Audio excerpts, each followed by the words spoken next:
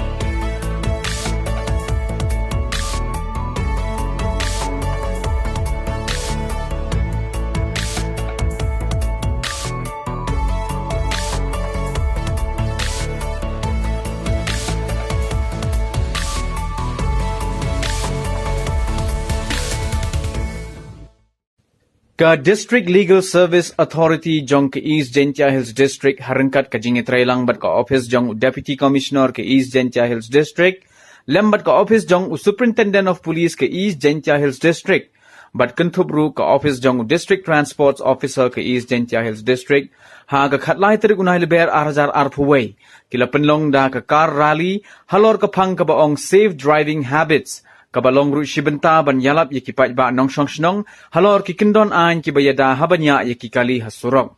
Lapan sedang ye gani ka Jaiñtia rally na ka shnong mokeb shado bendi hati da ka jingkawe lama da Deputy Commissioner jong ki East Jaiñtia Hills District uba E Karmalki but Chief Justice Magistrate cum Secretary jong ka District Legal Service Authority uba DS Marbanyang.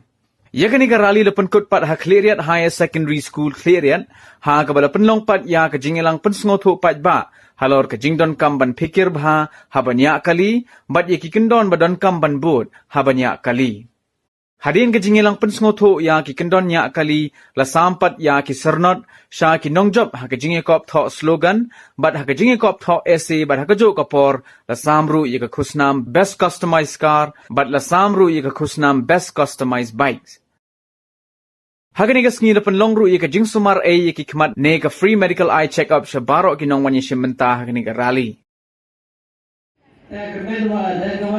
Kangani rally kutumogi ye ai role yung sro.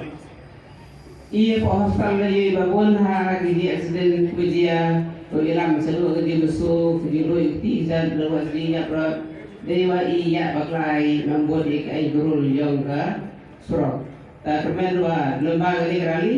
we betul i yunoya kali kamzoro i Paidbah ro. Syamba kajingnya kali sini kadang kalau kebat turmun ki habak Paidbah kidang Ñiah kali kim padan pembohong ba ringdo kata sense of responsibility ti lingba kini ki program ko akan Pynsngewthuh sya borok ki Paidbah ba ngidan Ñiah kali Ñiah long responsible Ñiah don kajing kit nama Ñiah kali hasuro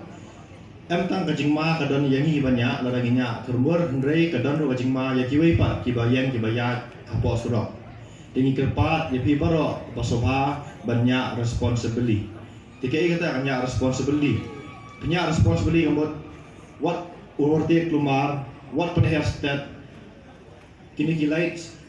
jongki khamtam kini khna samla ki pendat kilait ki ba lai phojat mundai hang ne tambalong bon balang kidang tu neon lights kidang kilait ko kumno itna ko kami tenang kapen thaba ka tengam suthu ka ega logic ka ba ki pendat